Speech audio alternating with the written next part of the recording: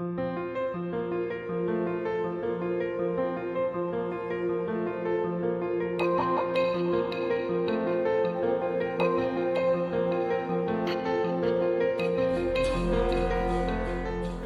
on va donc on a une petite heure ensemble pour voyager sur l'art de la photographie. Après, on aura un petit moment si vous avez des questions-réponses. On y va, je vais vous expliquer tout ça.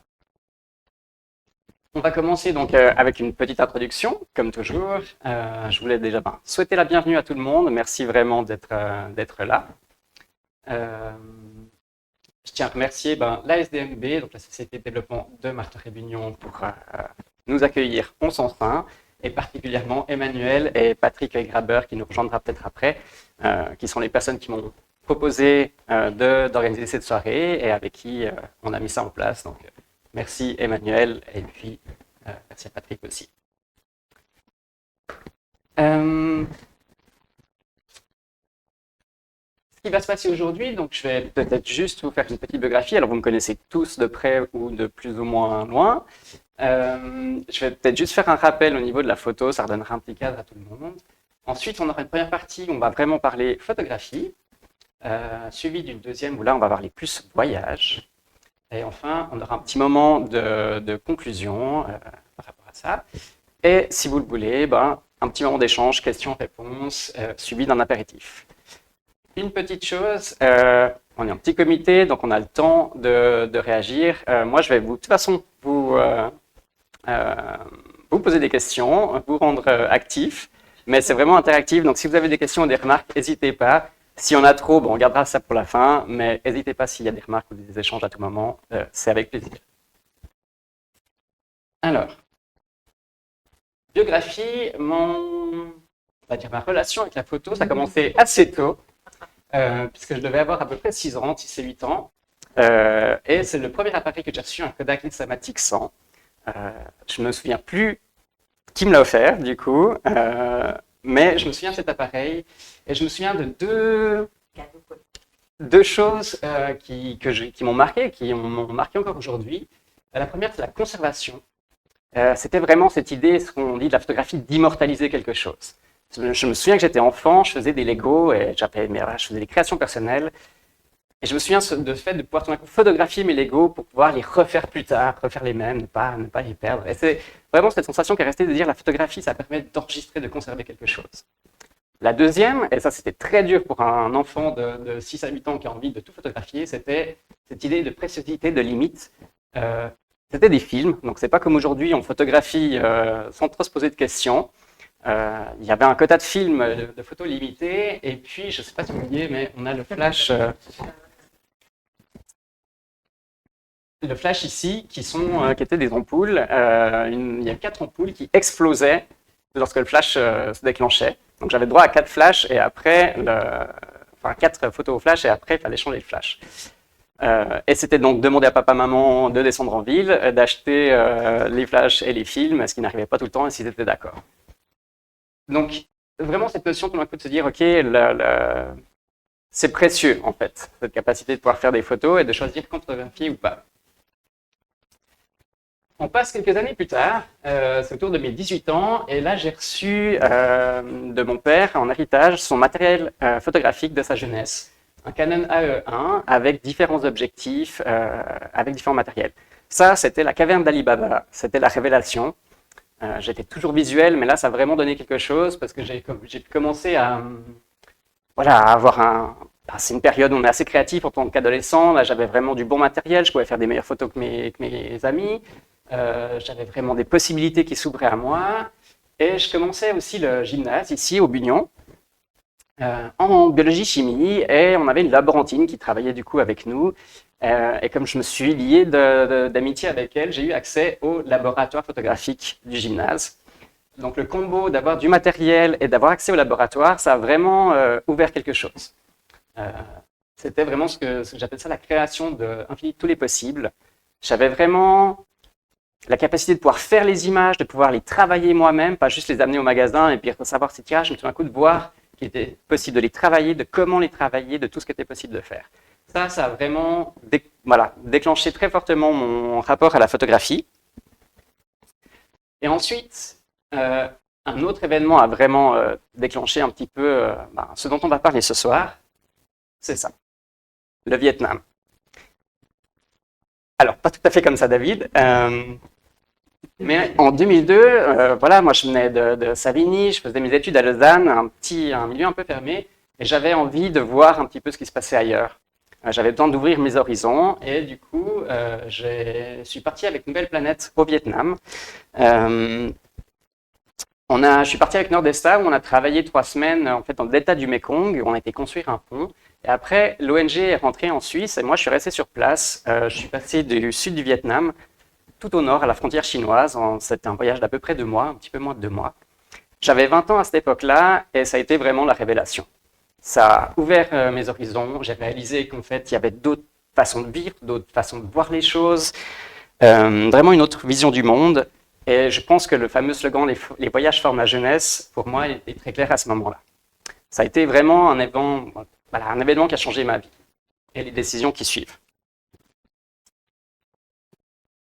Je reviens et du coup, je me souviens que je me suis inscrit à l'EPFL en physique, à l'université en biologie et dans 2 écoles d'art. Je ne savais pas trop ce que je voulais faire, mais vraiment, cette notion de tout d'un coup découvrir d'autres façons de vivre m'a dit, ok, j'ai envie de tenter ma chance dans quelque chose qui m'intéresse, qui me touche profondément, en l'occurrence la photographie. Et effectivement, j'ai été pris au CEPV, donc l'école de photographie à Vevey, où j'ai vécu ce qu'on appelait la révolution numérique. Ma première année là-bas, en tant que photographe, apprenti photographe, j'ai travaillé uniquement en argentique, donc les pellicules de laboratoire. Ça a été vraiment une année exclusivement consacrée à ça. Et 4 ans plus tard, 3 ans plus tard, quand j'ai fini, je travaillais plus qu'exclusivement en numérique. C'est vraiment durant ces années que s'est faite la transition, qu'a eu la musique, qu'a vécu la photographie à ce moment-là, qu'on va vivre, je pense, prochainement avec l'intelligence artificielle qui est en train de se mettre en place. Le même genre de révolution, je l'ai vécu à ce moment-là, durant mes études. C'était assez marquant, mais ça m'a permis d'avoir un pied dans le monde argentique encore, et un pied dans le monde numérique. Après ça, j'ai travaillé surtout dans la culture, mais dans différents domaines, dans le cinéma, où j'ai rencontré justement Patrick Graber. J'ai travaillé dans la musique, pour les docs, pour des agences de communication. J'ai travaillé dans la presse pour la Gruyère, sur le journal de la Gruyère sur Fribourg. J'ai fait pas mal de choses avant de me spécialiser dans l'imagerie médicale, qui est un petit peu moins sexy, on va dire, mais qui a d'autres avantages. Et j'ai travaillé 10 ans là-dedans.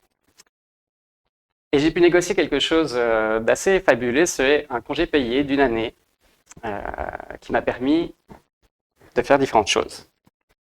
Durant cette période, je suis aussi parti au Mali, durant mes études. Et un peu plus tard, en 2008, au Brésil, où j'ai été servir ma patrie, au sud de la forêt amazonienne, dans le Tocantins. Le goût du voyage était là, le Vietnam a vraiment lancé cette envie de découvrir le monde, d'aller voir ailleurs comment ça se passe. Et toujours une caméra à l'épaule. Ce qui nous amène à la première partie, la photographie. Alors, on va faire la théorie, pas trop, je vous assure, le but c'est pas de vous assommer, mais j'ai une question pour vous. Qu'est-ce que la photographie?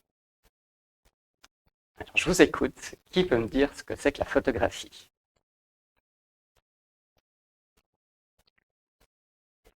J'ai une image dans le temps. Il y a ça, oui. Et de manière plus globale, si on parle de photographie, effectivement, l'étymologie, c'est l'écriture Enfin, on en reviendra après. Mais de manière globale, si on devait résumer de manière simplement.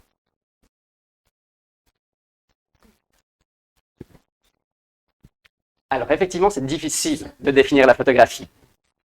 Parce qu'elle est très versatile, elle a énormément de facettes. On parle de photographie artistique, de photographie documentaire, j'ai fait de la photographie scientifique, on a de la photographie publicitaire, légale, on la trouve dans plein de milieux différents, que ce soit dans des musées, dans les magazines, dans les journaux, dans les albums, sur Internet, sur Facebook, partout. Elle a une approche aussi qui est différente, il y a de la photographie personnelle dans les albums de famille, ça peut être utilitaire, ça peut être informatif, donc c'est vraiment très très versatile. Et même en tant que médium, je vous ai dit, moi j'ai commencé la photographie dans le monde argentique, c'était matériel, on touchait, c'était vraiment, il y avait de la chimie. Aujourd'hui, on est dans le monde numérique, immatériel. Donc elle a vraiment de multifacettes, de vraiment différents visages, et c'est difficile de la définir. Néanmoins, il y a une chose, je crois, qui est importante, c'est la communication. Quelles que soient les facettes, quels que soient les milieux, c'est toujours un moyen de communiquer. Elle transmet un concept, une idée, des émotions, une vision, des informations. Elle témoigne d'un événement, elle raconte une histoire, mais il y a toujours cette idée de communiquer quelque chose. Si on doit ramener la photographie à son médium le plus essentiel, c'est ça, c'est un moyen de communication. Et qui dit communication dit protocole. Alors un protocole, c'est un ensemble de règles et d'étapes à suivre. Et le but, c'est de permettre le bon fonctionnement de quelque chose. Si on prend la diplomatie, qui est un milieu, on imagine, assez protocolaire, ben, c'est assez bien d'avoir des règles à suivre plutôt que de laisser des échanges un peu vifs et émotionnels dégénérer. On en a un petit aperçu relativement récemment avec la Russie. Le fait de cadrer, d'avoir des règles sur ce qui doit être fait, ça permet d'organiser les choses et de permettre un bon fonctionnement du but, en l'occurrence de l'échange. Voilà un protocole que vous utilisez tous les jours. Ça, c'est juste le but de rentrer en relation. Alors, bonjour, comment allez-vous? Le résultat ne nous intéresse pas forcément, c'est une manière de dire qu'on rentre en relation avec l'autre et de mettre fin à la communication. Un autre protocole que vous utilisez tout le temps, ou presque, celui-là. L'apéritif sert d'introduction, c'est une mise en bouche, c'est se préparer à ce qui va suivre. On a ensuite le repas principal qui est vraiment l'événement important et le café qui est une forme de mettre fin à ce moment-là avant de passer à autre chose. Vous avez oublié de mettre la conférence. C'est ça. Alors, café, dessert, c'est pareil. Typiquement, effectivement, c'est ce qu'on fait ce soir. J'ai commencé avec une introduction, une présentation, on va terminer avec une conclusion. On a tous fait ça dans les dissertations, c'est aussi une manière d'organiser, une manière protocolée d'organiser les choses pour que ça se passe bien. Le téléjournal est construit là-dessus. Vous avez au début du téléjournal une introduction sur quels vont être les événements dont on va parler, un petit récapitulatif à la fin. On annonce les invités qui seront là. C'est construit sur la même manière dans le but de permettre un bon fonctionnement. Et la photographie ne déroge pas à la règle. Alors, dans une langue, dans une communication comme ça, le protocole, on va dire en photographie, je sépare deux notions, la grammaire et le vocabulaire. La grammaire, on va appeler ça, c'est la partie technique. Dans une langue, le fait de pouvoir conjuguer un verbe au futur ou au passé, ça permet de pouvoir exprimer ce que vous avez à dire, de dire, OK, de faire passer votre idée, votre intention. Le vocabulaire, c'est plutôt le style. C'est que si vous avez 4-5 synonymes à disposition, vous pouvez commencer à ajouter de la finesse dans votre discours, vous pouvez commencer à faire des effets de style, vous pouvez avoir des touches poétiques. La grammaire vous permet de fonctionner, le style on est plus dans la beauté, ça permet d'aller plus loin. Et c'est ce qu'on va voir ce soir. On va passer à la pratique et on va voir justement quelle est la grammaire et le vocabulaire qu'on peut développer en photographie. Alors, on parlait de protocole. En photographie, je pense que ce protocole-là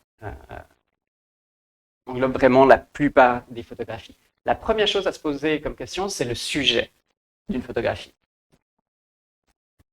Qu'est-ce qu'est photographier? Ensuite, on a la forme, l'esthétique, la beauté d'une image, et enfin le contexte.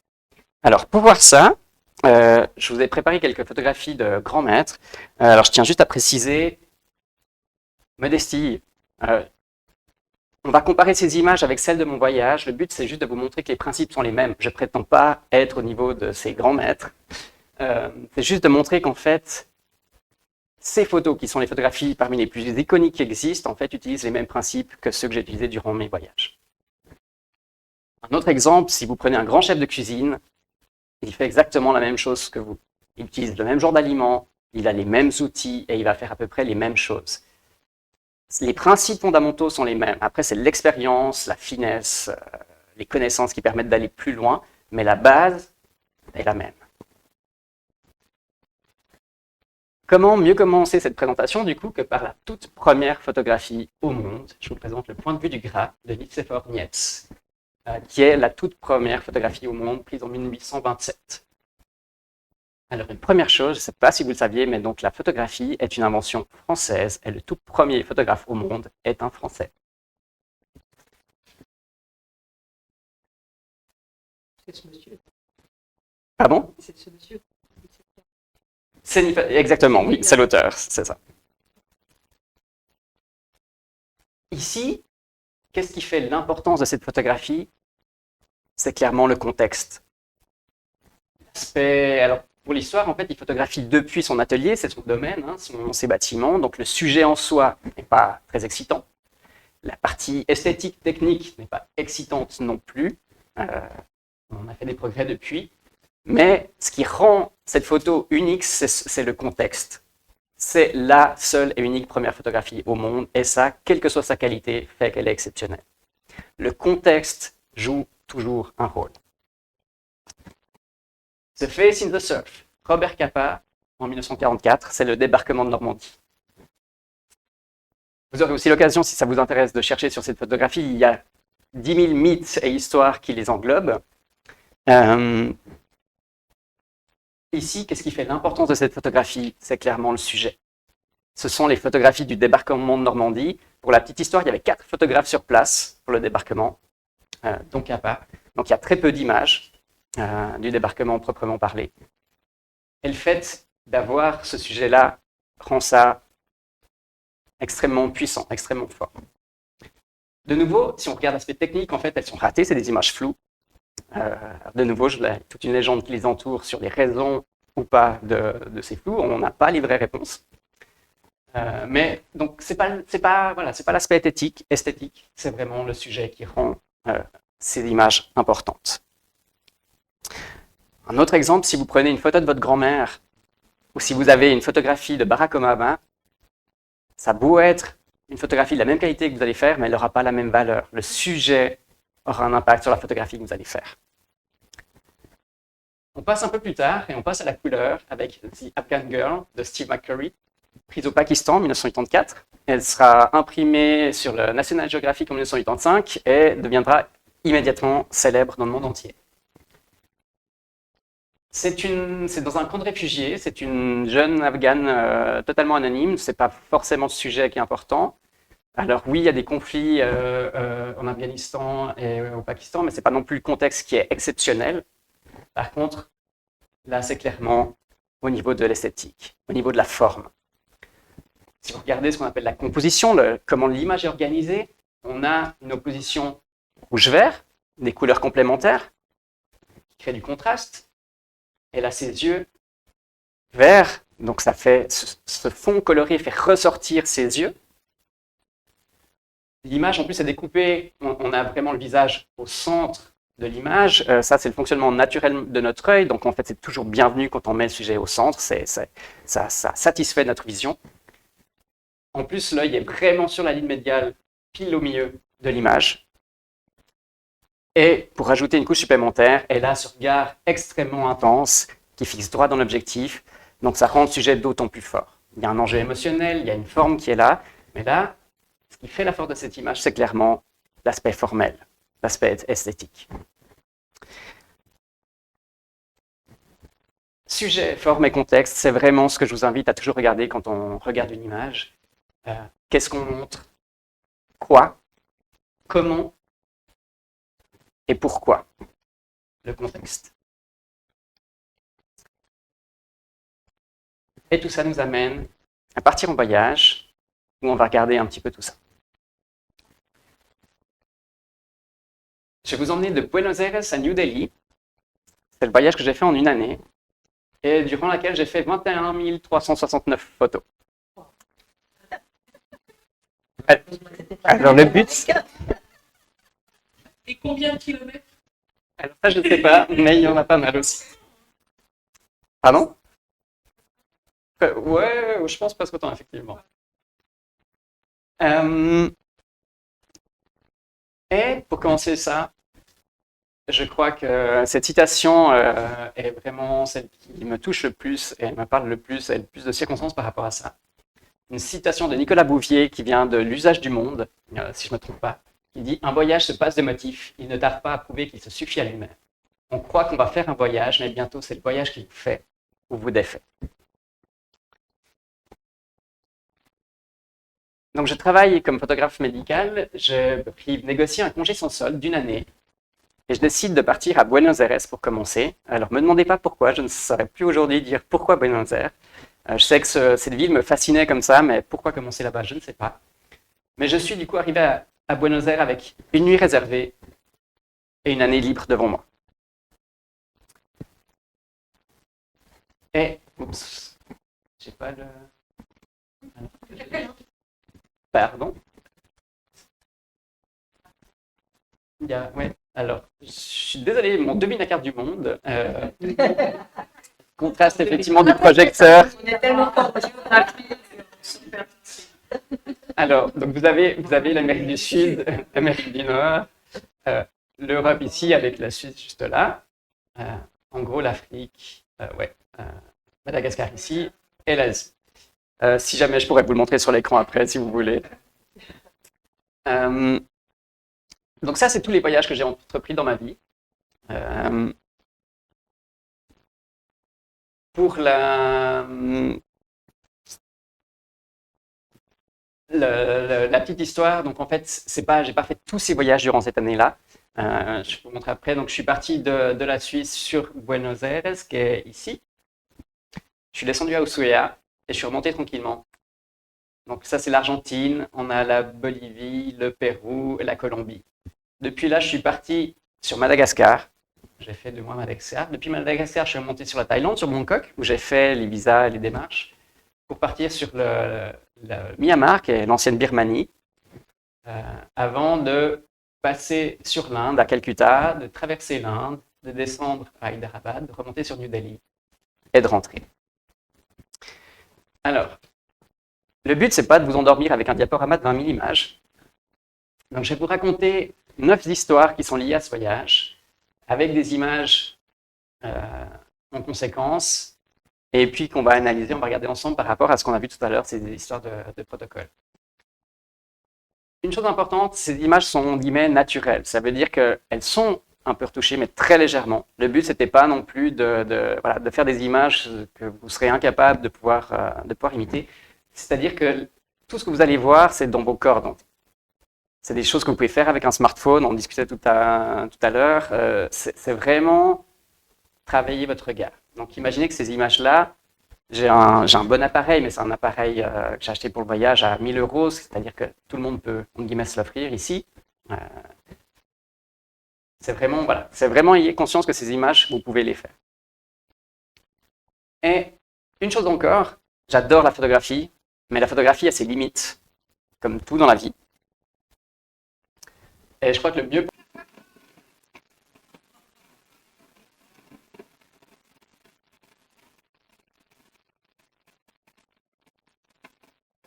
Je suis mangé à 30 degrés de distance, mais je tiens tout droit debout.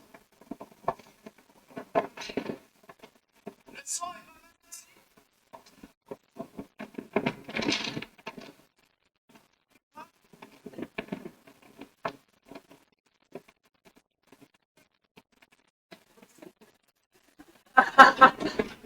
Donc là, c'est le début de mon voyage, on est en Argentine en avril 2017. C'est la Patagonie dont on parlait.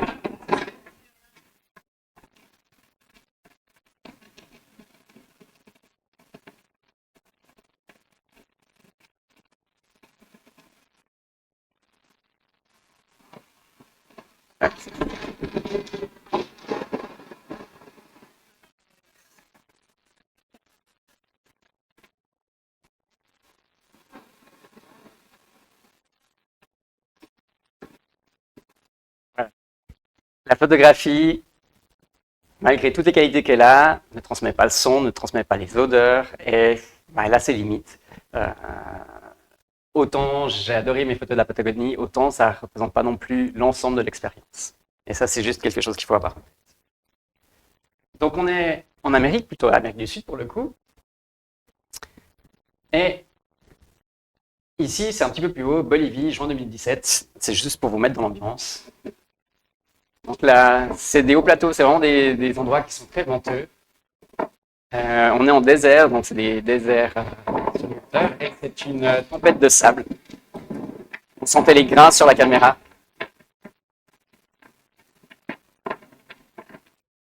Et des gens vivent là. Alors, je vous ai dit, j'ai 9 petites histoires à vous raconter. La première, c'est Elle Bolson. Et chacune de ces histoires symbolise pour moi quelque chose qui est important, une compétence qui est importante en photographie et dans la vie en général. La première est sans doute la plus importante en photographie, c'est l'adaptation.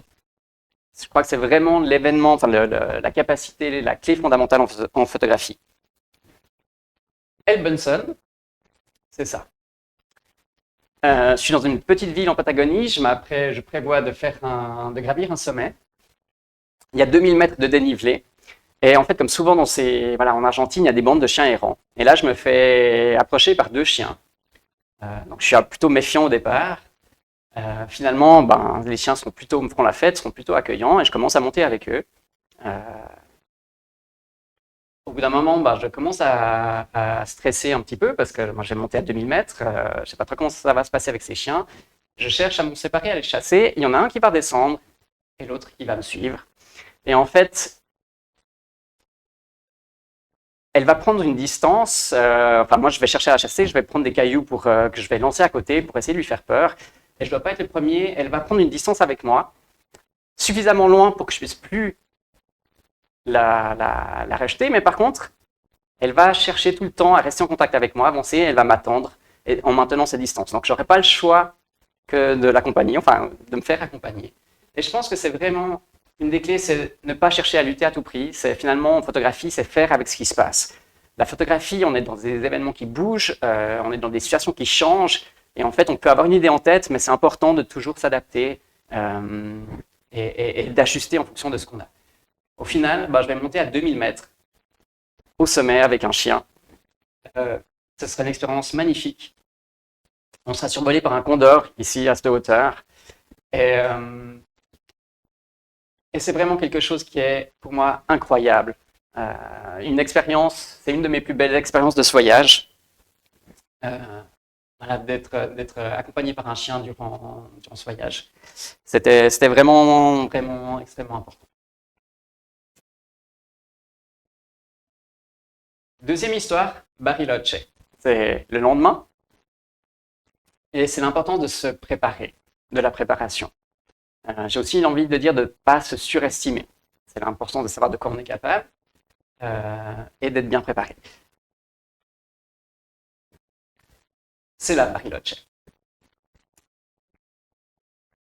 Pour la petite histoire, donc je viens de faire un trek la veille de 2000 mètres, j'ai les jambes un petit peu en coton, donc je me dis, ok, là je vais faire une balade un petit peu plus tranquille, une rando un peu plus simple. Et je vais arriver au sommet vers 4 heures de l'après-midi, sans grande préparation, donc j'ai une petite veste, mon sac avec l'appareil photo, une bouteille d'eau, quelques trucs à manger, mais rien de plus. J'arrive à la hauteur du sommet, c'est 16 heures, en montagne on sait que 16 heures c'est gentiment le moment de commencer à redescendre. Sauf que j'ai pas envie de redescendre sur mes pas.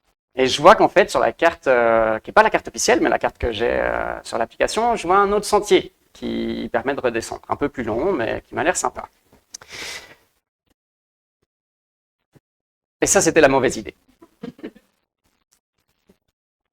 Je vais commencer à prendre ce sentier. Donc, en fait, le sentier longe les crêtes comme ça. Vous voyez le genre de crête que c'est. De nouveau, il faut imaginer qu'il y a le même vent que sur les vidéos d'avant, hein, et il fait froid.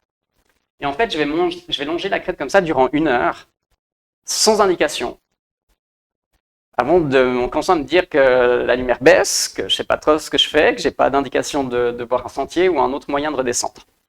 Et là, je vais commencer à prendre des mauvaises décisions sur des mauvaises décisions. Je vais me dire, on devine la végétation en dessous, donc je me dis, ok, peut-être que je vais juste descendre à hauteur de la végétation, ça sera plus simple au milieu des arbres, s'il y a quoi que ce soit, voilà, ça sera plus pratique. Sauf qu'au niveau des arbres, en fait, il y a un récif plus bas, donc je ne peux pas descendre, alors je vais commencer à longer de manière longitudinale, avant de me dire, je suis vraiment paumé, je vois le sentier qui est censé être plus haut, donc je vais vouloir remonter, et de nouveau l'accès sera impossible.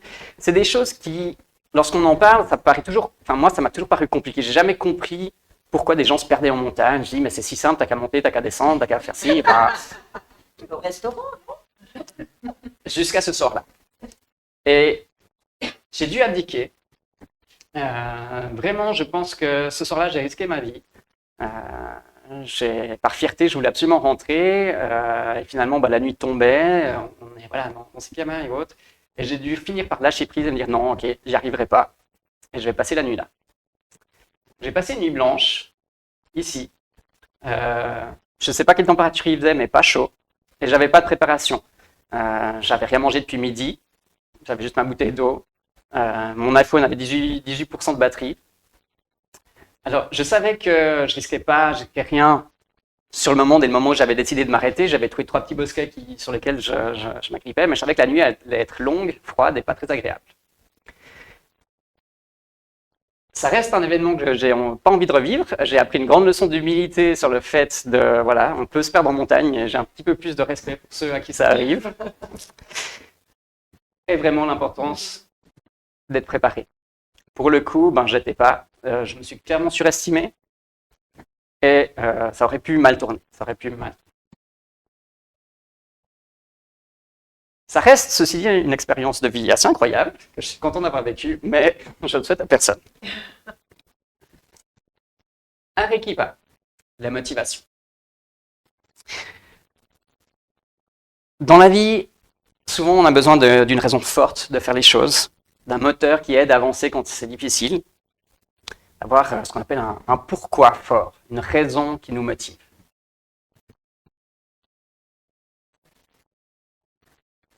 À Arequipa, en fait, j'ai reçu l'annonce que mon grand-père était en fin de vie.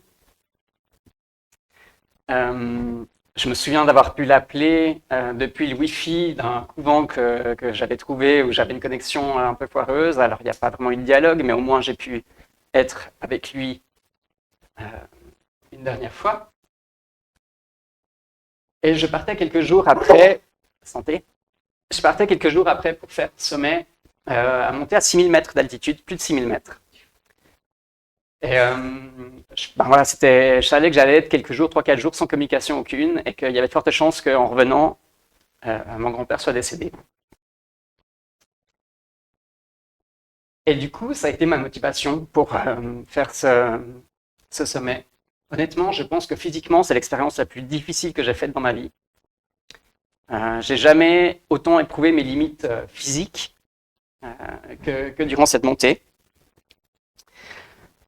C'est pas une figure de style, mais j'ai commencé donc la montée, on a commencé à 1h du matin.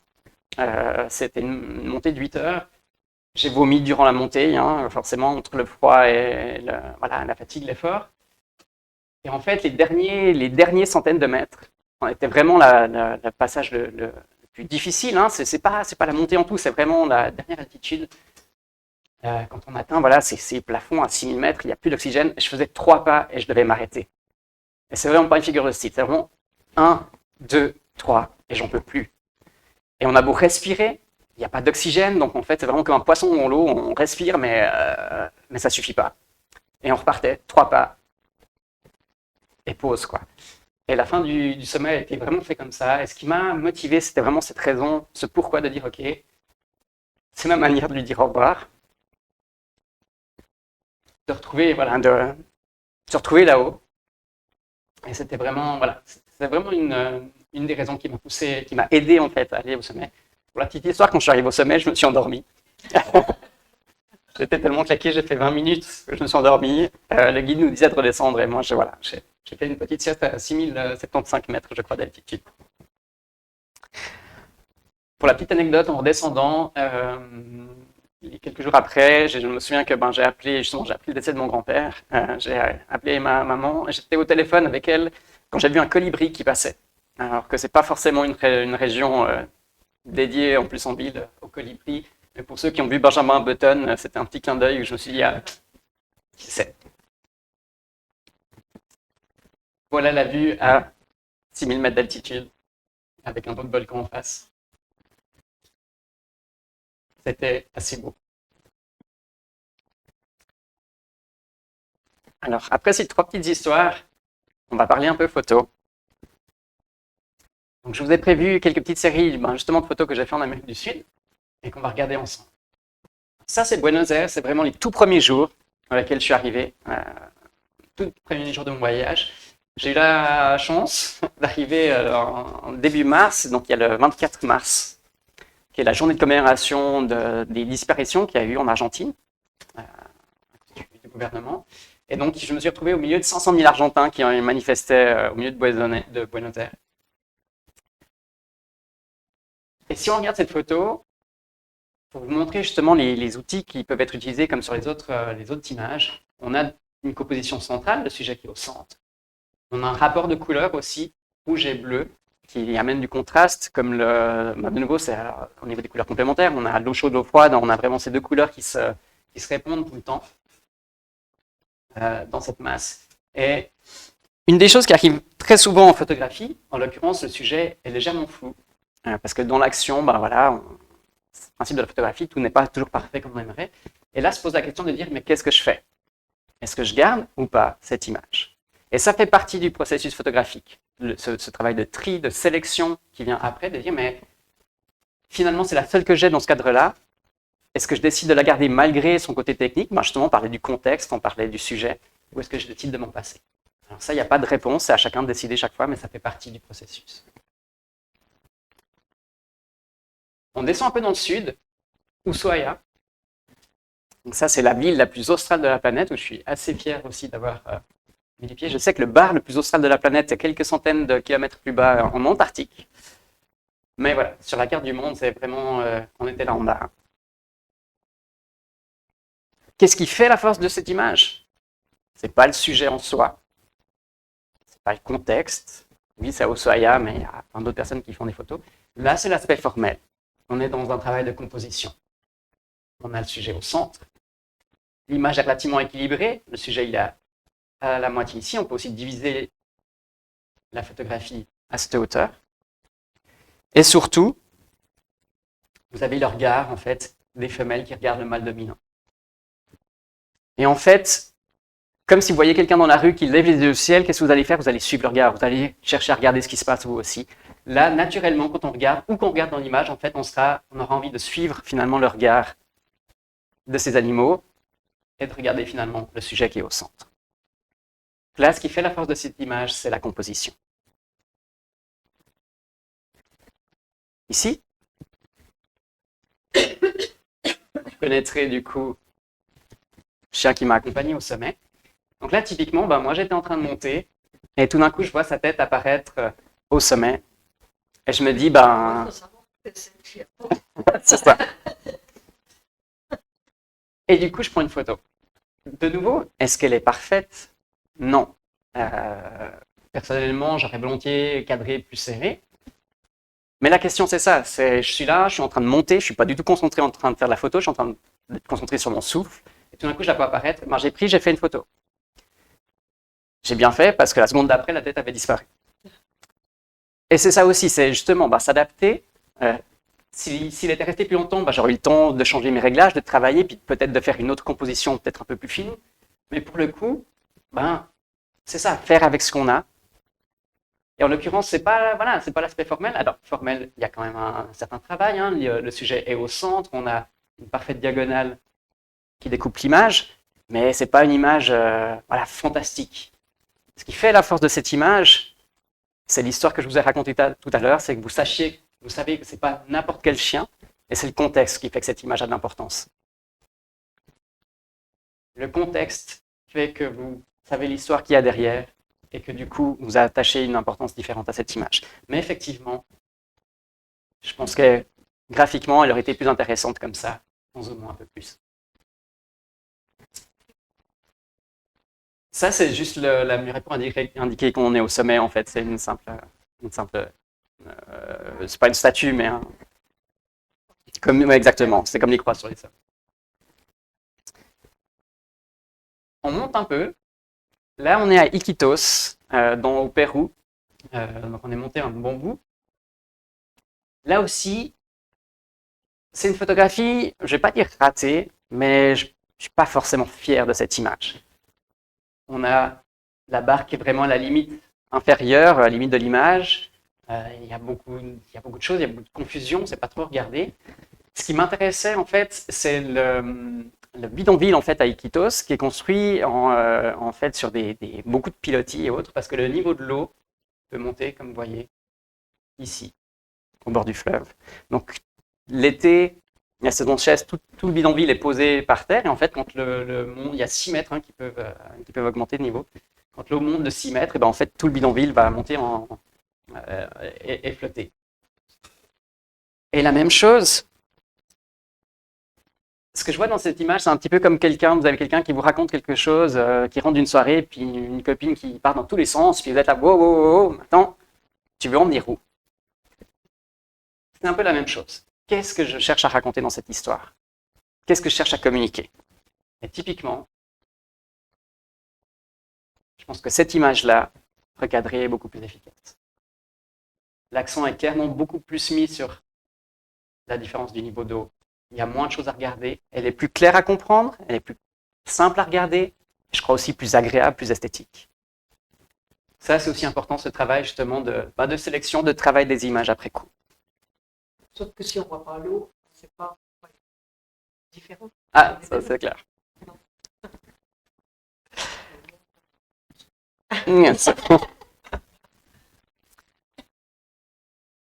Une dernière chose par rapport à ça, c'est la force des séries aussi. Là aussi, c'est des images qui en soi ne sont pas exceptionnelles, mais finalement, l'effet de répétition, l'effet de série amène quelque chose. J'aime beaucoup les séries, c'est vraiment quelque chose qui... Et en fait, ça n'a pas lieu que dans la photographie. Si vous prenez les films, séries 1, 2, 3, si vous prenez les publicités, typiquement dans le monde de la publicité, pour les plus anciens, je ne sais pas si vous vous souvenez d'Orangina, avec Pourquoi est-il si méchant, ou les bonbons, le deuxième effet qui se coule, où on avait un concept qui était réutilisé à plusieurs reprises, et pour ma part en tout cas, 20 ans, 30 ans plus tard, je m'en souvian encore. Ça, c'est El Calafate, c'est une ville près du Perito Moreno, du glacier Perito Moreno. On est redescendu un petit peu. Hein? C'est en Norvège. Ça, c'est Argentine. Ouais. Est-ce que ça va toujours? Alors, on change de continent. On arrive à Madagascar. Et puis, je vais vous remettre dans l'ambiance de nouveau.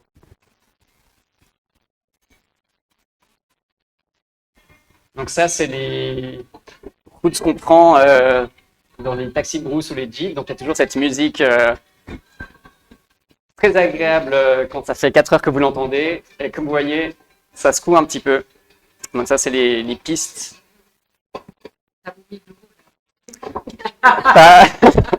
Pas cette fois-ci, mais oui. Donc voilà, vous voyez, c'est vraiment une piste de terre. Et ce soit en taxi brousse ou en jeep, ça se fout pas mal. Alors, Tana, la capitale de Madagascar, je crois que la notion qui est importante, c'est la chance. Et avec la chance, il y a la notion de risque aussi. Parce que vivre, c'est prendre un risque. Ça a été particulièrement vrai pour moi à Tana. Et je pense que parfois, tout tient juste à une bonne étoile. Je me dis, en Argentine, j'ai eu la chance d'avoir quelquefois une bonne étoile de mon côté. Jusqu'à maintenant, je m'en plains pas. Là aussi, j'ai eu droit à une bonne étoile et je lui suis très reconnaissant. Ça aurait pu être plus compliqué. Tana, donc je suis en Amérique du Sud. J'ai pris un vol pour arriver à Madagascar et je suis en escale quand je reçois, du coup j'ai le Wi-Fi et je reçois un SMS de mon père qui fait « Ah, mais tu veux vraiment aller à Madagascar ?» Moi j'ai mon avion qui décolle dans une demi-heure, je suis en escale, j'ai juste le temps de chercher sur Wi-Fi pour voir un peu ce qui se passe. Et en fait, il y a une épidémie de peste qui se déclenche à Madagascar. Alors, pour la petite histoire, la peste est endémique à Madagascar. Ils ont chaque année des rituels où ils sortent les corps. Et du coup, voilà, c'est quelque chose qui est connu, qui revient chaque année. Habituellement, ça reste plutôt en périphérie dans les campagnes, sauf cette année, au moment où j'arrivais. Un basketteur est tombé malade et est arrivé jusqu'à la capitale où il est décédé. Et du coup, l'épidémie se répandait un petit peu dans le pays. La peste, c'est mourir en 48 heures quand même, hein. C'est assez efficace. Et on est à Madagascar, l'un des pays les plus pauvres au monde, si ce n'est pas le plus pauvre au monde. Donc, trouver du désinfectant et des masques, le masque se vendait à la pièce, si jamais. On a eu une petite expérience d'épidémie récemment. Voilà, c'était pas tout à fait les mêmes conditions. Le pays était en alerte niveau 2. En alerte niveau 3, il ferme les frontières.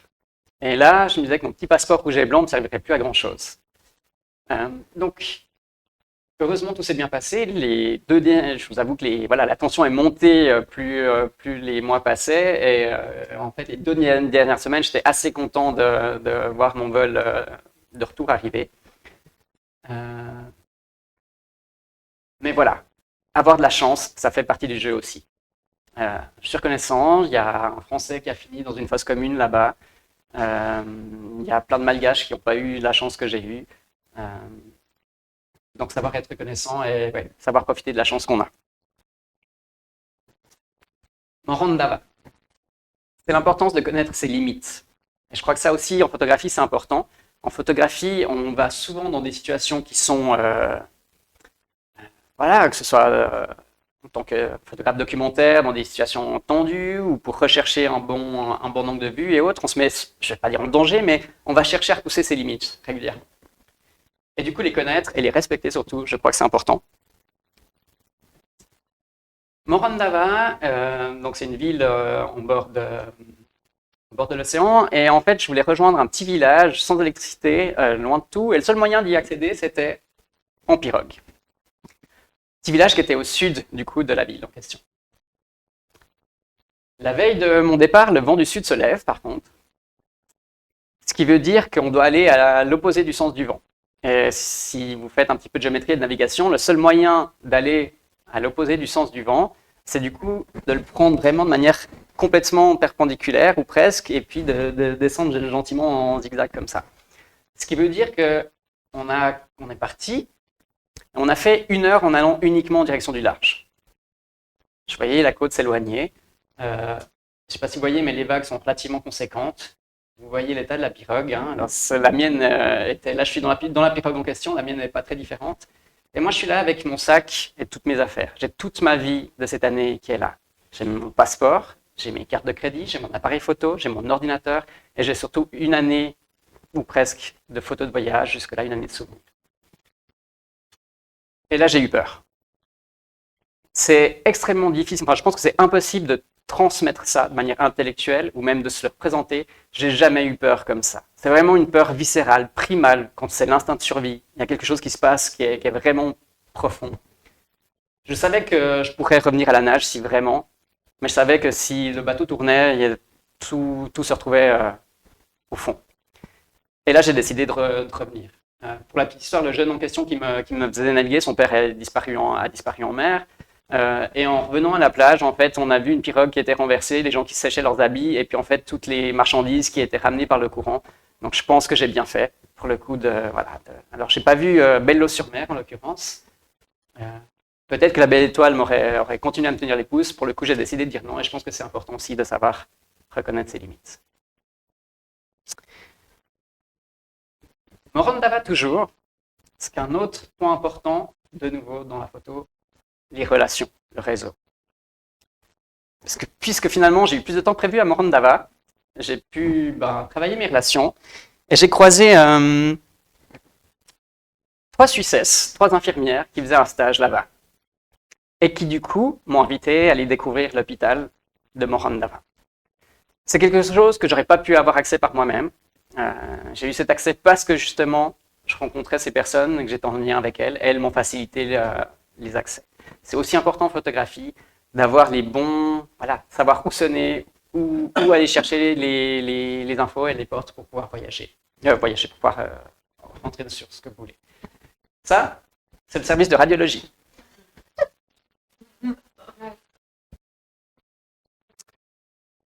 Et ça, c'est le bloc opératoire.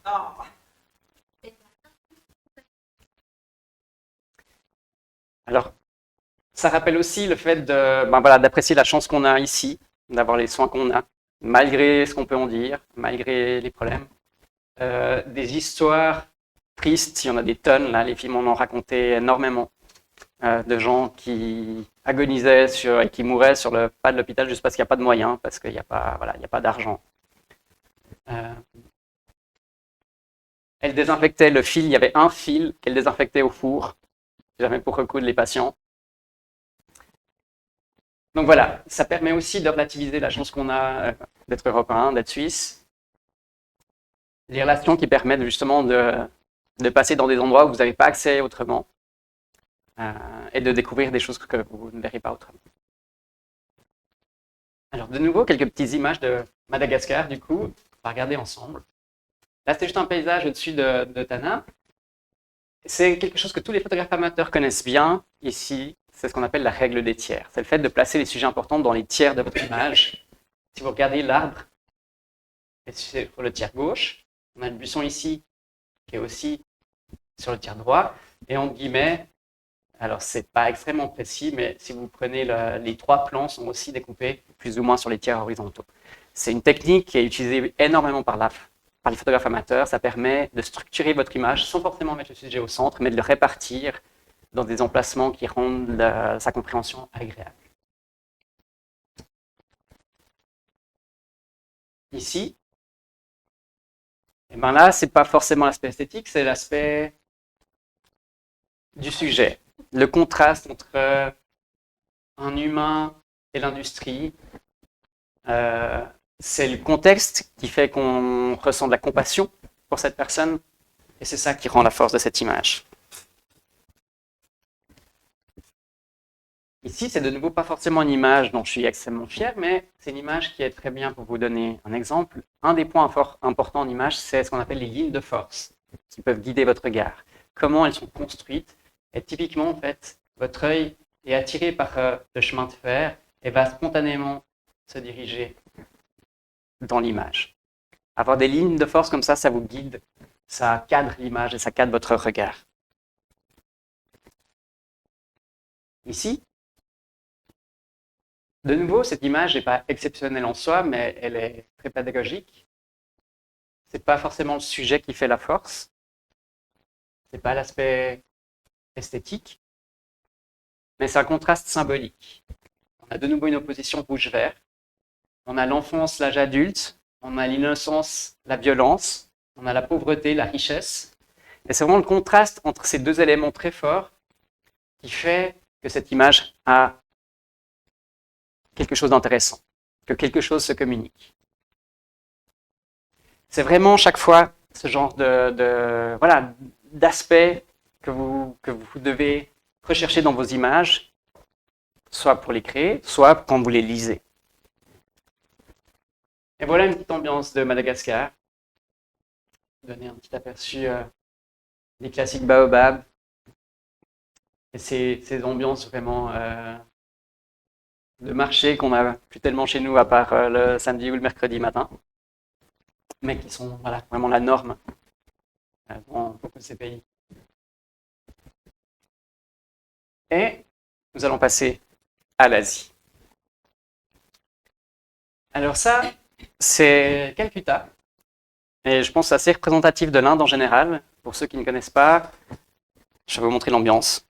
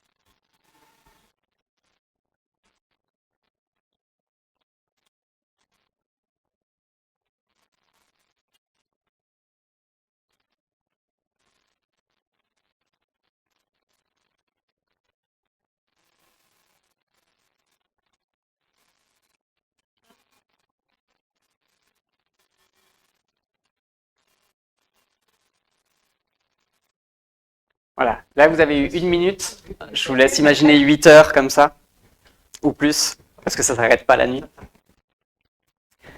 Il se plaint encore pour bruit de la circulation à l'automne la nuit. C'est vraiment, on dit que l'Inde on aime ou on n'aime pas, effectivement c'est intense. Alors, de nouveau, les 3 dernières petites histoires. Naypyidaw, c'est la question du choix. Là, on est en Birmanie, dans le Myanmar. En fait, Naypyidaw, c'est une ville qui a été construite de toutes pièces en 2005 ou 2008, je ne sais plus exactement, par le gouvernement, au centre du pays, parce que la capitale n'était pas du tout centrée. Donc, ils ont décidé de construire une ville de toutes pièces au centre. Et en fait, je vais y venir après. J'avais envie d'y aller. La question, c'est de nouveau de se dire, c'était pas du tout sur mon chemin, ça me faisait perdre du temps. Mais du coup, c'est la question de dire qu'est-ce que vous voulez vraiment.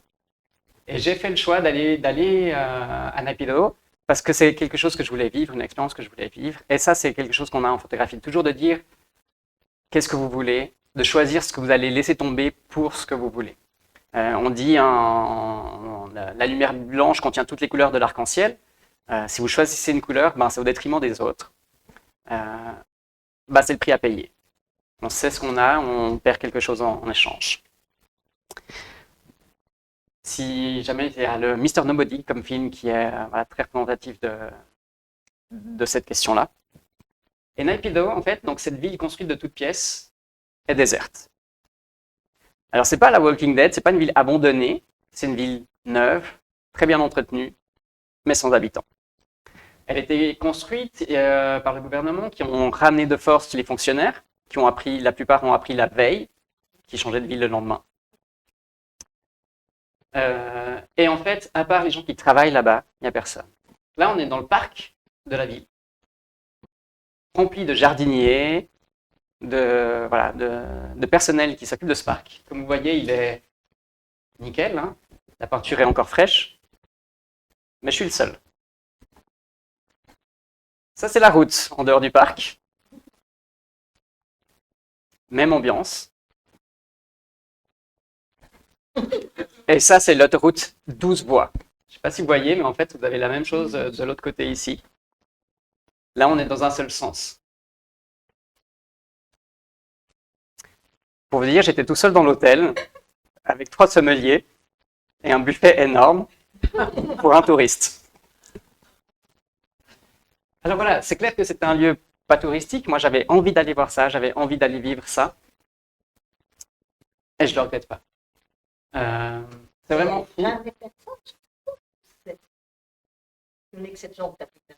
Non, je suis au milieu. Non, il y a de temps en temps, tu vois une moto qui passe toute seule. Ce qui a été impressionnant aussi, c'est l'âge des gens. La personne la plus âgée avait 30 ans. C'est vraiment une ville artificielle, une ville construite dans un but militaire. En fait, ces autoroutes sont aussi extrêmement larges. Le but, c'était de permettre aux avions de cargo de se poser en cas de guerre. Mais elle n'a pas d'autre but, elle n'a pas d'âme, elle n'a pas de passé, elle n'a pas d'histoire. Et c'est vraiment particulier comme ambiance. Imaginez, je ne sais plus combien de jours j'ai passé là-bas, mais imaginez vraiment toute la ville est comme ça. Vous rentrez dans des halles, des magasins immenses. Ils sont comme ça, vous avez des rayons à perte de vue et 2 personnes au milieu qui se baladent et qui font leurs courses pour 15 caissiers.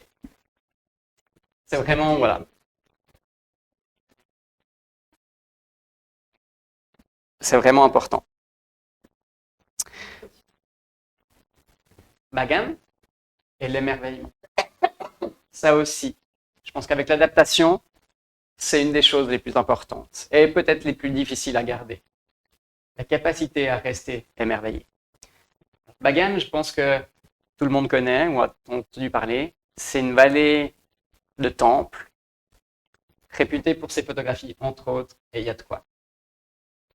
Ça, c'est un lever de soleil. Dans la vallée, on voit la brume qui se lève. C'est vraiment des paysages incroyables.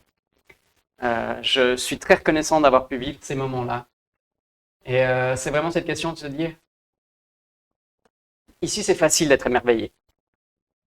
Il y a un contexte C'est vraiment fou. Donc le matin, le soleil se lève, la brume est là, il y a des montgolfières pour les touristes aussi qui passent au-dessus des temples. C'est vraiment de toute beauté. Et je me souviens vraiment d'avoir vécu des moments d'exaltation en regardant ça.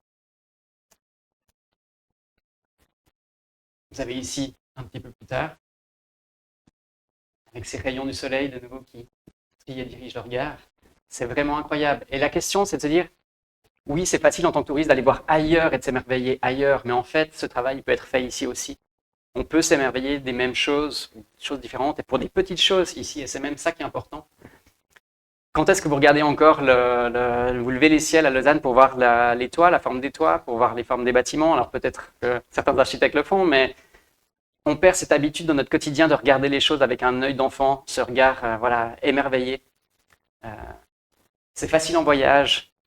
En photographie, c'est vraiment quelque chose qui est important de toujours travailler ça, de garder cet aspect-là. Il y a tout le temps, partout, la possibilité d'être émerveillé par des choses simples. Une des questions, par contre, qui se pose ici, et je n'ai pas la réponse, mais tout le monde se la pose en photographie, c'est photographier ou vivre l'instant. C'est toujours difficile. Moi, pour ma part, soit je suis là en tant que photographe, soit je vis les choses, mais c'est difficile de pouvoir faire les deux en même temps. En tout cas, de pouvoir les faire bien. Et c'est une question qui se pose chaque fois, de dire, OK, qu'est-ce que je privilégie? Est-ce que je privilégie l'instant ou est-ce que je privilégie la photo? New Delhi est aussi, je pense, quelque chose d'extrêmement important, le partage. On est humain, on est des animaux sociaux, on est fait pour partager, pour vivre ensemble, vous êtes là. Être ensemble, ça rend les difficultés plus simples à surmonter, ça rend les victoires aussi plus simples. Et on parle de photographie, on a dit que c'était un moyen de communication, et la communication prend son essence justement lorsqu'elle est partagée. Une photographie n'existe pas sans un spectateur.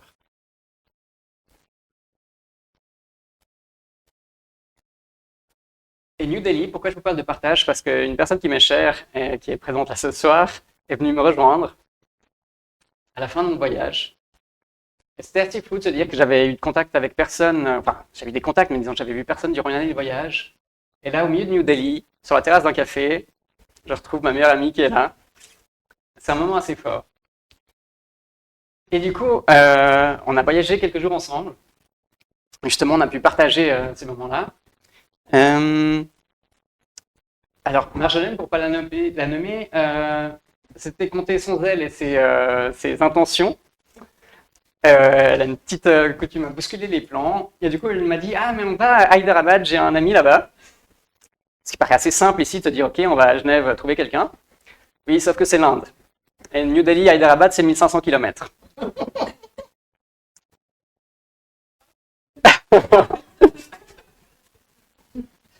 Et en fait, il y avait au niveau de la météo, on avait du brouillard à ce moment-là. Donc les trains circulaient à toute petite vitesse. On a fait 15 heures de train. Enfin, déjà, notre train avait 9 heures de retard pour commencer. On a pu négocier pour en prendre un autre. On a fait 15 heures de train. Et sur les 1500 km, les 6 dernières heures, on avait fait 200 km. Donc on a un peu changé nos plans. On s'est adapté. Et on a été rencontrer Manish à Hyderabad finalement. Pour la petite histoire, Manish est pilote d'hélicoptère, ce qui est relativement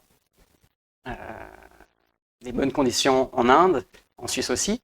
Et du coup, on a été logé dans un hôtel 5 étoiles, dans la suite présidentielle, à la fin du voyage. Voilà, ça a su avoir des relations. Et c'était une magnifique...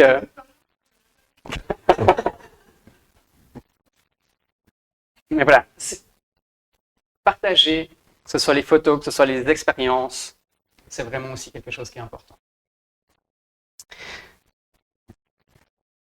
Une dernière petite série d'images sur ce parcours en Inde. Alors là, on est à Bangkok, dans le quartier rouge. La Thaïlande est réputée pour son tourisme sexuel. J'ai été voir ce qu'il en était.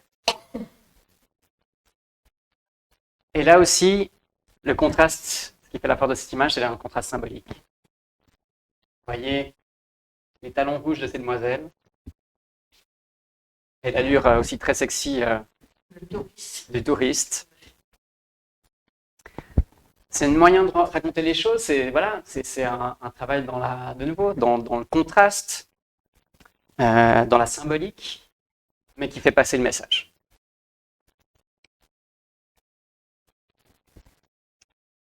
À Bangkok toujours, est-ce que quelqu'un sait ce qui est intéressant dans cette image? La symétrie. Alors, effectivement, on est pile au centre, il y a une symétrie parfaite.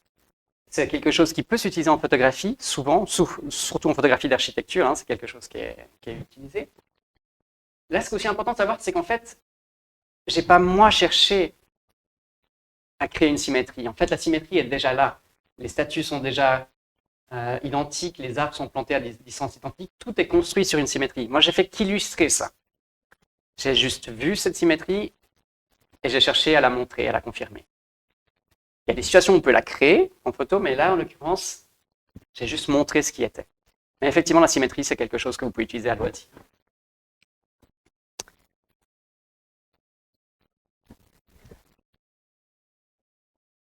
Sauf erreur, ça c'est à Orcha, durant notre voyage justement en descente vers Hyderabad. Ben, en Inde, on a toujours ces vaches sacrées. Et là, en fait, ce qui est important de montrer, c'est que vous n'avez pas besoin d'avoir le sujet toujours dans votre image. C'est comme un film avec une ellipse où on voit tout d'un coup 10 ans plus tard, 3 petits points, et vous devez deviner ce qui s'est passé. Là, c'est pareil en fait. Il vous suffit de ça pour deviner le reste. Ça amène un petit côté drôle, de nouveau, un contraste symbolique. De nouveau, nos yeux d'Européens inhabitués sont émerveillés. Je ne suis pas sûr qu'un Indien ferait cette photo. Par contre, un Indien ferait peut-être d'autres photos ici que nous, on ne ferait pas. Elle amène, voilà, ce qu'on appelle le hors-champ, hein, tout ce qui se passe en dehors du champ, en dehors du cadre, a de l'importance aussi, comme le contexte. Et là, ben, on a une notion d'humour, on va dire, qui est amenée. Et enfin, on parlait de photographie. J'ai entendu plusieurs réponses, mais du coup, quelle est l'étymologie effectivement du mot photographie?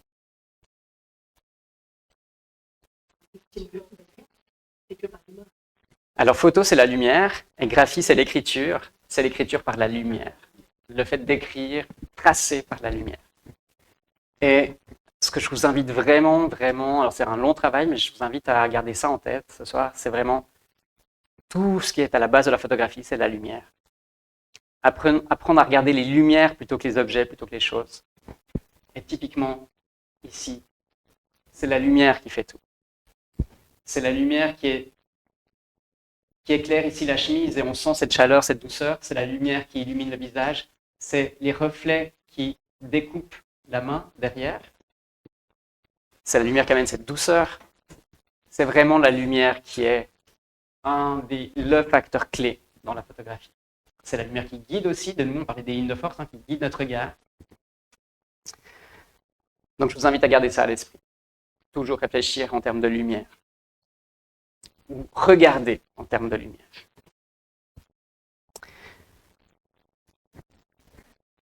Une petite ambiance, du coup, de l'Inde. Là on est au Myanmar. On est en Chine et de nouveau, vous avez, c'est plus discret, c'est plus subtil, mais on a aussi de nouveau ce contraste de couleurs, rouge-vert, qui rend l'image intéressante. Et là, on parlait des séries, et ben on a l'effet de répétition. Ces masses de personnes avec ces touches de jaune et orange qui reviennent partout, qui ramènent aussi, qui amènent quelque chose.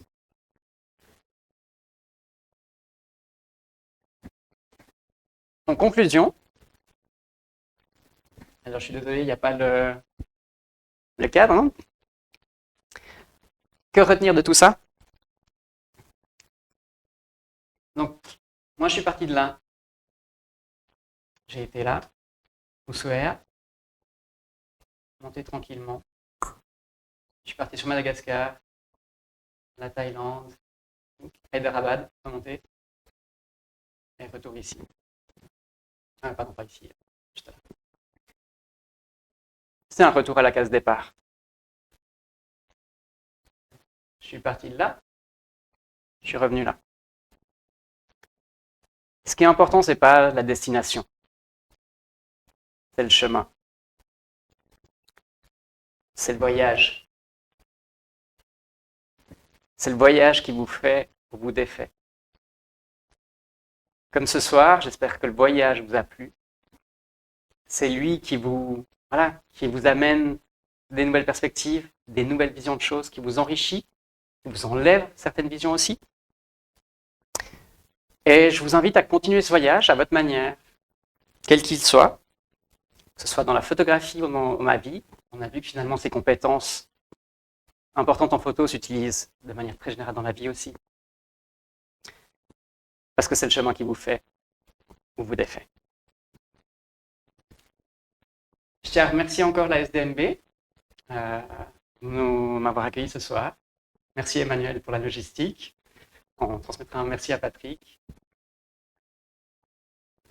Je remercie ceux qui se reconnaissent ici. Je tiens à remercier particulièrement Zena qui m'a supporté ces derniers jours pour la préparation.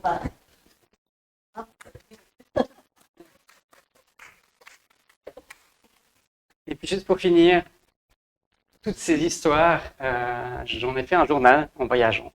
Si ça vous intéresse, il n'y a pas 21 000 photographies, mais il y en a un peu plus. Vous pouvez les retrouver sur le blog, je publie à peu près une fois par semaine. Et toujours avec la SDMB, on organise du coup le week-end du 10 en juin, un petit week-end photographique où on fera de la théorie et de la pratique, caméra à la main, pour ceux qui veulent. On travaillera autant la prise de vue que la post-production, donc si ça vous intéresse, n'hésitez pas à venir faire nous. Et comme disait Steve Jobs, one more thing, il avait l'habitude de toujours rajouter quelque chose à la fin de ses conférences. Merci. Parce que, voilà, la photographie, c'est ce qu'on disait de la communication et du partage. Et la raison d'être de cette soirée, c'est que vous êtes là. Donc, merci à vous.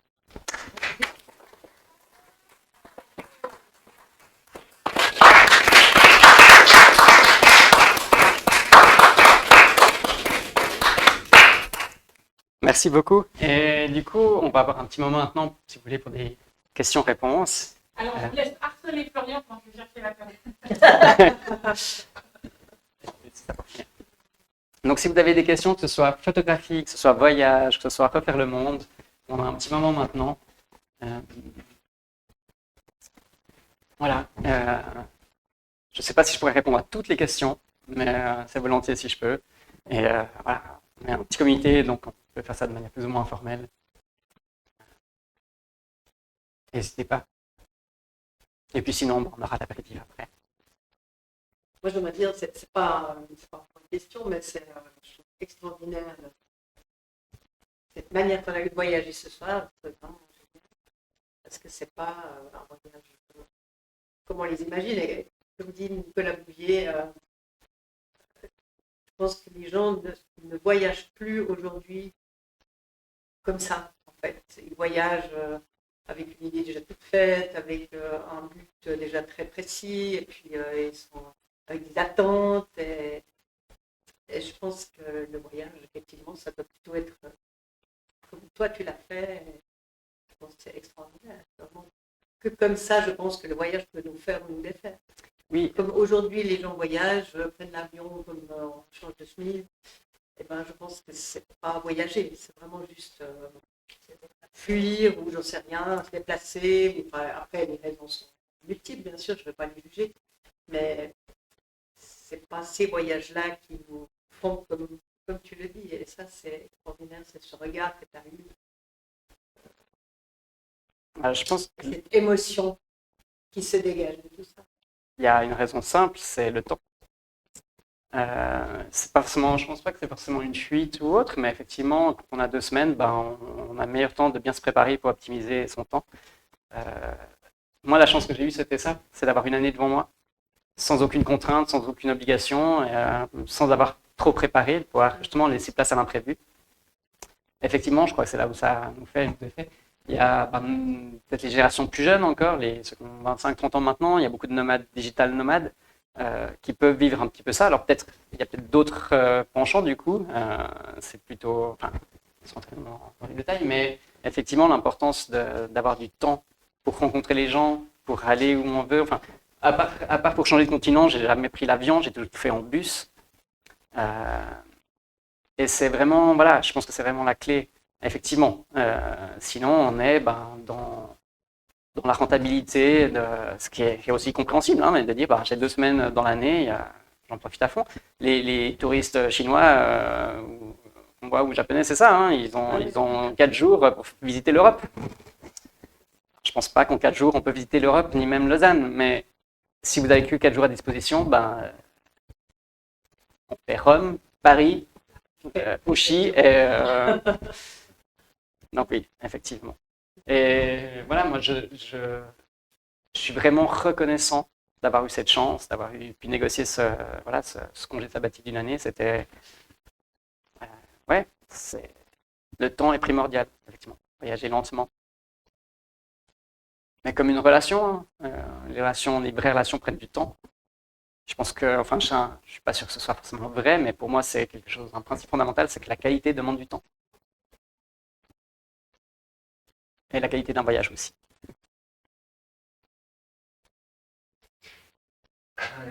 Question. Comment tu abordes parce que je pense que ça dépend aussi des régions. Quelques semaines, j'ai fait beaucoup de voyages. Les gens se sentaient pas à l'aise. Vous avez même pu essayer. Je ne sais pas comment tu arrives. Alors, il y a plusieurs approches. La plus simple, c'est de demander. Après, c'est clair que dès le moment où tu demandes, tu changes ce qui se passe. Après, tu peux de nouveau prendre du temps, photographier la personne, et puis après 10 minutes, un quart d'heure, typiquement, c'est ce qu'on fait quand tu fais du portrait. Il y avait ce mythe un peu du temps de l'argentique, on disait, les premiers 10 minutes, si tu ne mettais pas de film dans l'appareil, en fait. Tu faisais des photos à vide, c'était juste histoire que la personne baisse la pression, laisse le naturel revenir, et après tu mettais une pellicule dans ton appareil. Ça peut être une chose, mais de nouveau, ça demande du temps aussi. Et puis, tu perds ce côté un petit peu naturel du départ. Première chose, de nouveau, c'est ce qu'on disait, se préparer, c'est d'être renseigné. Il y a des cultures, effectivement, où ça ne se fait pas. Simplement, voler l'âme, des choses comme ça. Donc, il faut savoir quand tu le fais, quand tu ne le fais pas. Une des grandes chances du numérique, c'est aussi la capacité de pouvoir effacer les photos. Ça veut dire que si vraiment la personne est offensée, qu'elle vient vers toi, tu peux aussi dire, ok, mais regarde, j'efface. C'est quelque chose qu'on ne pouvait pas faire en argentique, c'est plus compliqué à gérer, mais là, voilà. J'ai eu quelquefois des frictions comme ça avec des personnes. Effectivement, moi, je pars du principe, moi, je ne demande pas, en fait. Je fais les photos, et s'il y a une mauvaise réaction, du coup, je discute après avec la personne. La première chose, c'est qu'en fait, la plupart du temps, ça se passe bien. Les gens sont même des fois contents, souvent contents, souriants, ou alors ils t'ignorent. Il y a peu de personnes qui vont vraiment rentrer en conflit. Et si on rentre en conflit, tu peux désamorcer justement en effaçant ou autre. Et de nouveau, on rejoint ce qu'on disait avant, le temps. C'est que si tu vas à Ouchy et que tu vois un quart de japonais qui descend, tu vas vite les repérer. Ils vont sortir, ils sont en masse, en groupe, ils vont faire 15 000 photos, tu vas les regarder. Maintenant, si tu as un de ces japonais qui est plus discret au niveau du look, tu vois moins que c'est un touriste, qui s'éloigne du groupe, tu vas peut-être le regarder 5 minutes. Et après, tu vas vaquer à tes occupations, puis tu vas oublier qu'il est là. Et là, s'il te prend en photo, tu le verras. Ça, c'est une technique que j'utilise beaucoup, c'est-à-dire de nouveau de prendre du temps. C'est clair que quand tu arrives à un endroit, tu arrives dans un marché, je suis blanc, tout le monde me regarde. Mais si tu restes 5 minutes, il y a moins de gens qui te regardent. Après un quart d'heure, il n'y a plus personne qui te regarde. Et là, tu peux faire toutes les photos que tu veux. Il n'y a pas de souci. Donc vraiment, de nouveau, prendre le temps, être discret, c'est vraiment quelque chose. C'est clair, si tu arrives avec ton appareil en bandoulière, ta casquette, tes trucs, t'es vite repéré, les gens sont méfiants. Si tu es discret, si tu prends le temps, souvent ça se passe bien. Et vraiment, je crois qu'un des trucs, c'est plus nos peurs qui nous freinent. Et vraiment, si ça se passe mal, discuter avec la personne après. Moi, je mets le respect c'est vraiment important pour moi. Donc, si je fais une photo et que je vois que la personne est pas contente, ok. Le but, c'est pas de faire une photo à tout prix. Si ça ne te convient pas, bah, on discute en face. J'ai eu quelques problèmes, mais souvent, en fait, c'était plutôt quand je faisais des plans larges, justement de paysages de ville et autres, où les gens croyaient qu'ils étaient photographiés, alors qu'ils n'étaient pas. Et là, c'est aussi compliqué d'expliquer, mais enfin, regarde, t'es pas sur la photo. Voilà, je ne sais pas si ça répond à ta question, mais...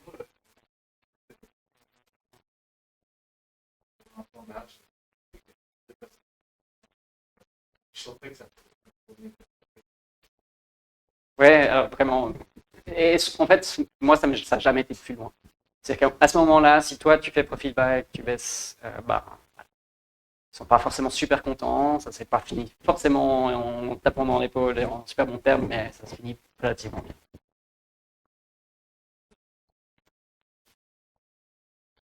Est-ce qu'il y a d'autres questions?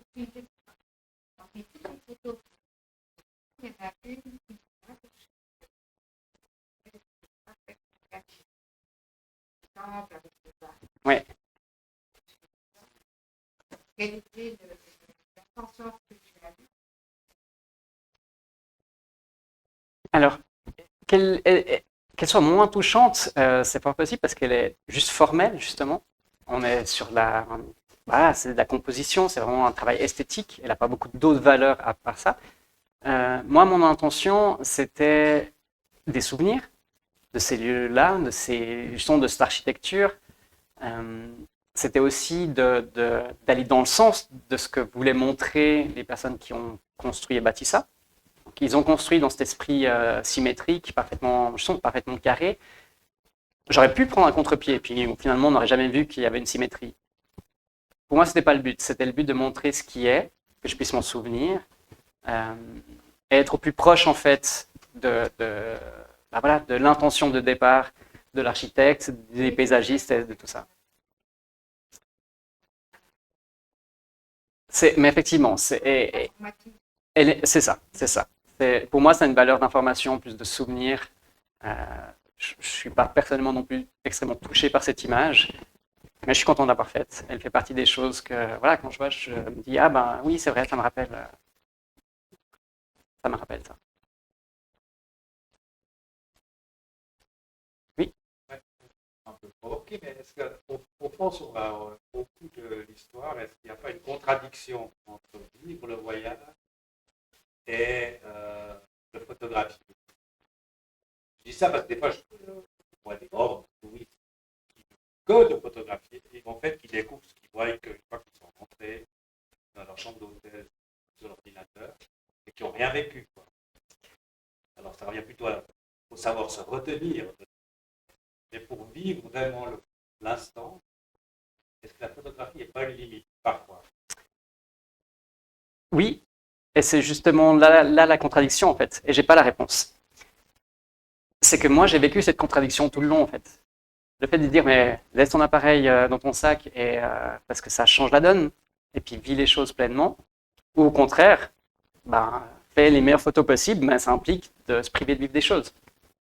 En tant que photographe, c'est très solitaire, ça veut dire que je vais rester à un endroit 4 heures pour attendre la belle lumière, parce que je vais faire une belle photo. Mais ça veut dire qu'on ne vit rien. Enfin, voilà, on est juste à patienter. Et je vais me priver des rencontres. Les gens qui voudront parler, je serai là, non, pas maintenant parce que il faut que je fasse une photo. Et c'est vrai, c'est une contradiction. Et j'ai pas la réponse. Et moi, j'ai jonglé tout le long entre les deux. Entre mon envie de vivre ce voyage au maximum et le fait, et ça c'est viscéral, je me serais senti mal de faire ce voyage sans faire des photos. Ah oui, parce que moi, de se dire, ok, je suis là, c'est probablement la seule fois dans ma vie où je serai là, et si je fais pas de photos, c'est dommage. Et typiquement, en voyant beaucoup de ces images en préparant cette conférence, ben, il y a plein de choses que j'avais oubliées, des choses, je me dis, ah mais oui, waouh, ou des atmosphères, des choses, et c'est parce que j'ai fait ces photos qu'aujourd'hui je peux m'en rappeler. Mais effectivement, il y a cette contradiction. Et personnellement, j'ai pas trouvé la clé. C'est une jongle constante entre est-ce que je suis photographe ou est-ce que je suis une personne qui vit ces choses-là. Des amis m'ont souvent demandé, justement, quand je débutais dans la photographie, de faire la photo de mariage. Et j'étais là, ok, mais est-ce que je viens en tant que photographe ou est-ce que je viens en tant qu'ami? Parce que je ne peux pas faire les deux.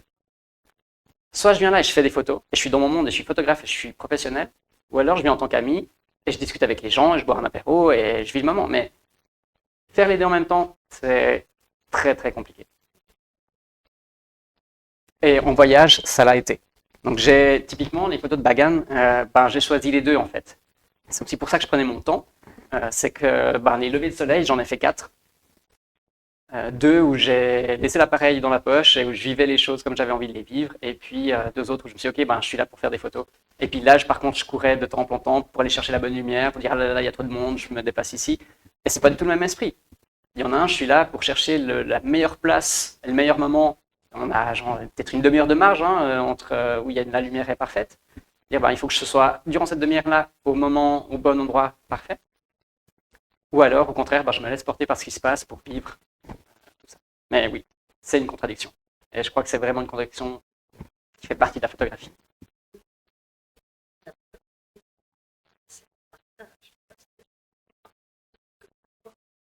Je trouverais égoïste de faire un photo que pour soi. Donc, quelque part, au moment où nous, on regarde une photo et puis qu'on peut vivre le voyage, entre guillemets, mais en bout du voyage, c'est génial, parce que ça nous apporte. Donc, pour moi, c'est hyper important quand même qu'il y ait un voyage avec photo. Ça, c'est à chacun de décider ce qu'il aime. Il y a des gens qui préfèrent justement laisser la technologie à part et puis juste vivre les choses naturellement. Moi, je sais que je ne peux pas, j'en suis pas capable. Je serais frustré en fait et j'ai besoin de faire des images. Je sais qu'il y a des gens j'ai rencontré durant le voyage des gens qui vivaient tout l'inverse. Qui disaient, mais moi j'ai envie de vivre les choses à 100% et j'ai même pas envie de sortir l'iPhone pour faire des photos parce que ça me détourne justement de vivre ce qui se passe. C'est comme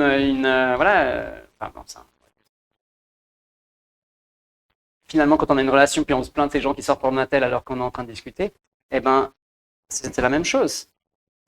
J'ai cette relation entre le voyage et moi, et puis en même temps, je sors ma caméra au milieu. Mais c'est ce que je veux faire, c'est mon choix. C'est important pour moi à ce moment-là. Mais je peux comprendre qu'on ait un autre discours et que des gens disent, non, moi ce qui est important, c'est ici et maintenant. Et la caméra, les souvenirs, ils sont dans la tête. J'ai essayé de faire les deux au mieux, ouais. Moi, j'ai ce côté-là où je veux tout et pas de compromis.